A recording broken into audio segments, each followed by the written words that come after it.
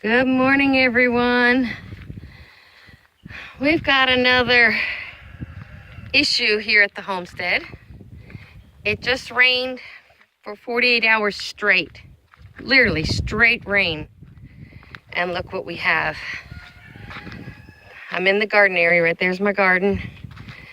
And here's where the next garden bed is supposed to go, right in this area. But look what I got. It goes all the way back. Everything in here is flooded. Even under the solar panels, it's all flooded. This is not the only flooded area. Let me show you what my driveway looks like. The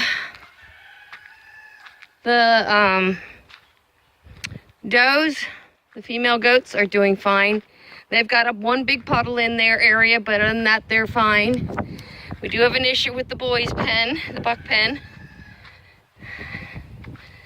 And we're gonna have to try and pull them out and reposition their fence.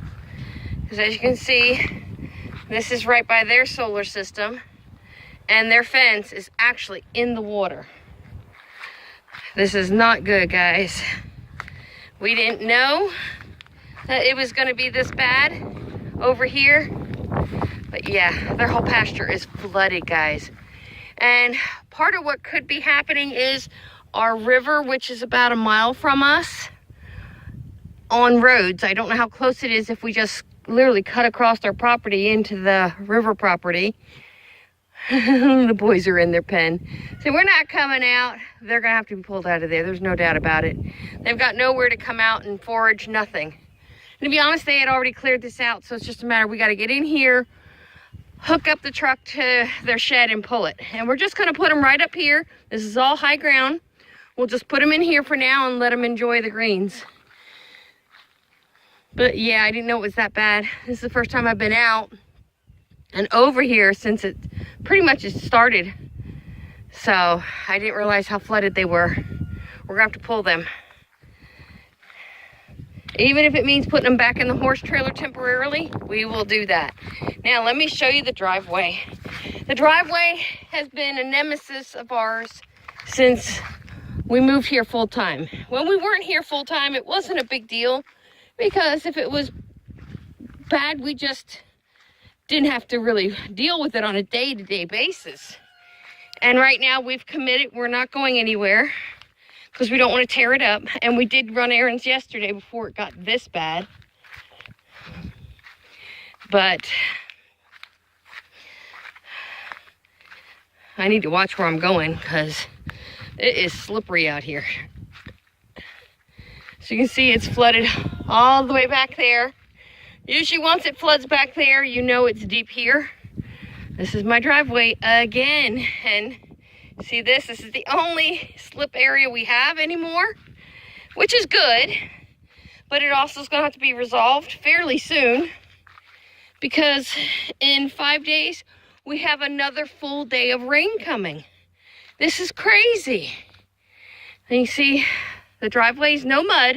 You can see it's the tea-colored water, which is very normal for us. Even if it was the river, the water is still tea-colored. So it's flooded.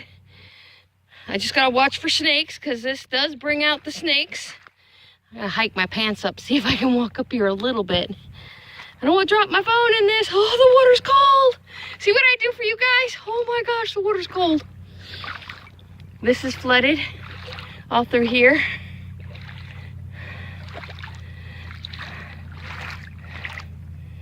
You see? Yeah, I'm not even in the deep area. The deep area is up here, guys. This is still on a slight incline, but we have to watch for water moccasins. I don't know, it might be too cold for them now, but the days are going up to the 60s, which means they could get active. But look, the rest of the driveway, high and dry. This is okay because the layer of stone we have down here, it is very drivable. But we do have to definitely dig a ditch. And we'll get to that at some point. We'll probably have to rent a piece of equipment for a day. And we're just gonna ditch it back in through one of these areas. Even if it means ditching it here and ditching it up there. We'll run 2 ditches towards the swampy side. And that'll let this water drain out of here faster. Plus, Jim and I have talked, we're going to get a full load of stone dumped right in the heart of this and then spread it from there. And we might actually start up there and let him spread some and then let him finish dumping through here. If we can pull this up 6 inches, guys, I think 6 inches would do it. We might need to closer to a foot here because, as you can see, you can't even see the stone there. But yeah, this is what we're dealing with. It's not horrible, guys, but it's definitely flooded. If you saw I'm going to add a clip to the back of this video. And if you look very carefully, it's going to be a clip of the river by us. And you can see it is overflowed its banks by hundreds of feet. And I did get a flood warning for the river on my cell phone this morning because it is in the GPS area that I'm in, that my phone tracks. So we did get a warning for that. Let's go over here. I bet you the pond's full too. Oh, that's invigorating. Woo! That'll make you wake up in the morning. You hear the peepers? The peepers start singing. There are some benefits to having some water because you do get that beautiful peeping frog. And he's probably back here in the pond. This is what I call a seasonal pond. It does not stay full time. It is very seasonal. Usually heavy rains fill it. But it will be one of the first areas to drain as well, which is interesting. And this pond is probably 3, maybe 4 feet deep. That's it. Some of my thought with this area, at some point, it's a decent size. I mean, it's not huge. Cody likes to play in it. And because it drains and refills, we feel it's safe for him to play in. We've never seen a snake in it, but we do watch for them. And I'm wondering if I did like a pool liner or a pond liner, if I could maintain this as a pond. And I'm thinking if we rent a piece of equipment and we have time, we will dig out the center and have a deep end. And I'd like to have like a shelf that goes all the way around to plant things on. Things like we can use. Edibles, water chestnuts, maybe some cattails. Things that we know in a survival situation would be food for us. So that's a thought. And keep in mind, we do have the other side by the garden that is very swampy that we could probably grow cattails in and maybe even water chestnuts year round, guys. And I wouldn't have to do a pond. But this pond is intriguing. I like it. It's not close to the house.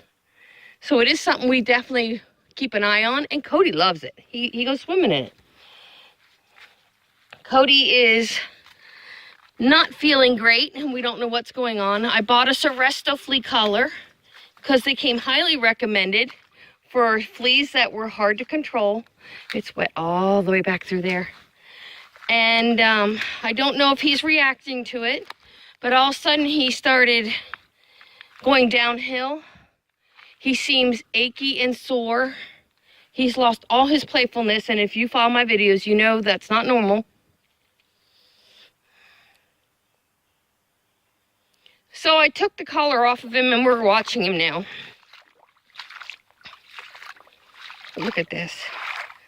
This used to be a trail that we used to hike in on before we had a driveway.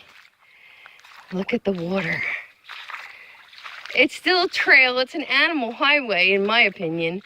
But look, see the trail? We haven't walked this trail in probably years, guys. But look how clear it is. This one's grown over. You see the white markings on the tree there?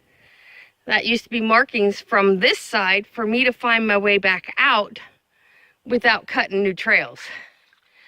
Oh, my pants are gonna get wet. Well, yeah, you see, that's a nice animal trail. And there was a deer seen in the driveway this morning, so that's a yay. If we decide to start hunting, you can see how clear it is here. Animals travel this too. This should all be grown up, and it's not. It should be like this, guys. And it's not. And we have not cleared that. So, just to give you an idea. There's a tree stand over there somewhere too. I don't think anybody's been using it. I don't think they realized how close they were to us and that someone actually lived here when they put it up. But they haven't used it that we've seen anyway. So maybe they'll take it down and move further into their own property. That would be great. Nothing would scare me more than a gunshot right next to my goat pasture. And there were some major gun shooting going on here this morning. Big, heavy caliber stuff. So I'm thinking deer rifles.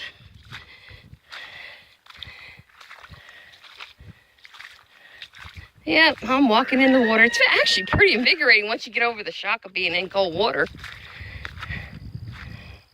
But yep, we're flooded. Now, can this get worse? Yes, it can.